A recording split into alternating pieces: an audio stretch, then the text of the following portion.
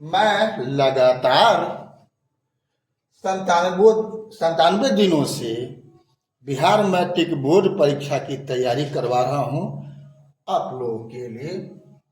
गणित में 2011 से 2025 तक का पूछा हुआ क्वेश्चन, ये नियामक ज्यामिति से सवाल है।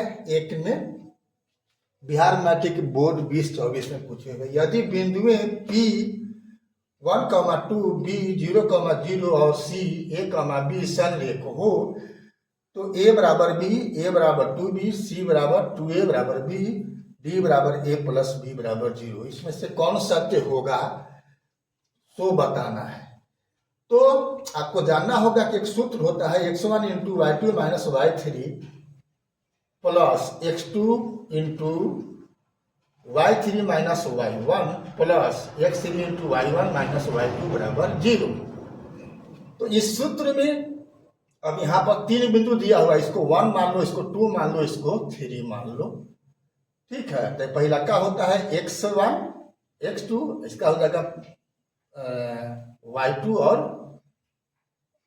x2 और y2 हो जाएगा, ये हो जाएगा x3, यही हो जाएगा y3।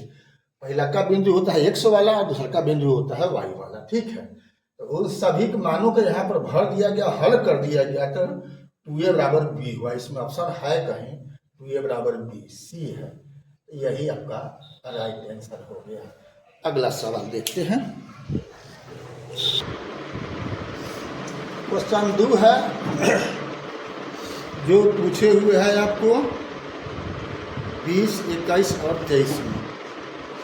20, 21 और 23 में पूछे हुए।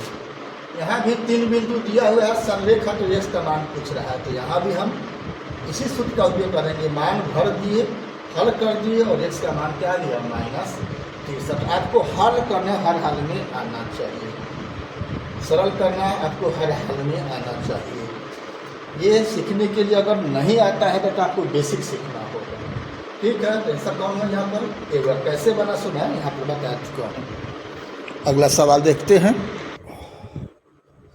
क्वेश्चन नंबर 3 है, 20-22 में पूछा हुआ है। यहाँ भी 3 बिंदु दिया हुआ है जो संरेख है, तो के का मान पूछना है। तो यहाँ भी यही सूत्र अप्लाई करेंगे और सभी मानों को भर देंगे, हल करेंगे, तो आपको के का मान क्या गया 0।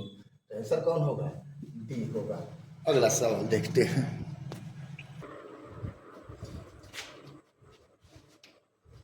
ये बिहार मैट्रिक बोर्ड 2021 का सवाल है। 3 बिंदु दिया हुआ है, x1 y1, x2 y2 और x3 y3 संरेख है, तो निम्न में कौन सही है। तो आंसर हो जाएगा पहला का x1 into y2 minus y3 plus x2 into y3 minus y1 plus x3 into y1 minus y2 के बराबर होता है, यही सही है। बाकी शेष इसमें गलत है। 5वां सवाल देखते हैं। क्वेश्चन नंबर 5 देखिए, यदि बिंदुएं x1 y1 x2 y3 और x3 y3 किसी त्रिभुज के शीर्ष हो तो उसका क्षेत्रफल होगा। ये VBI में रख दिए हैं बोर्ड मॉडल में। तो त्रिभुज का क्षेत्रफल इसमें कौन होगा, बी वाला होगा। एब्सोल्यूट हाफ बड़ी कोष्ठ के अंदर x1 into y2 minus y3 plus x2 into y3 minus y1 plus x3 into y1 minus y2, यही बी वाला याद रखना है, बाकी ये गलत है। अभी तक फेसबुक इंस्टाग्राम पर आपने फॉलो नहीं किया है तो फॉलोइंग कर देना है, और यूट्यूब पर आपने सब्सक्राइब नहीं किया है BKR कुशवाहा प्रोफाइल को, तो बेल दबा करके सब्सक्राइब कर देना है। फिर मिलते हैं अगला वीडियो में, तब तक के लिए जय हिंद, जय जगत, जय भारत।